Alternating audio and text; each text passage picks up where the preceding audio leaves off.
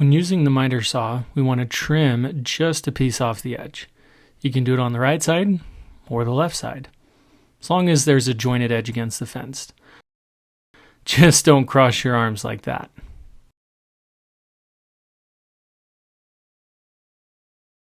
Pull the trigger and firmly push forward and down on the saw. Firmly grasp it in your hand.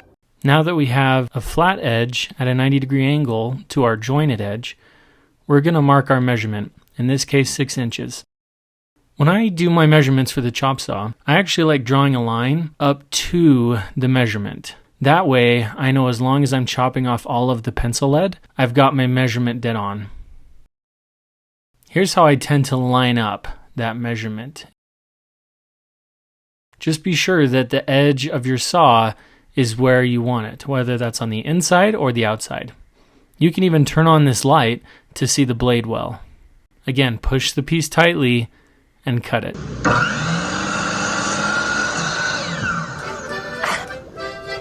Firmly grasp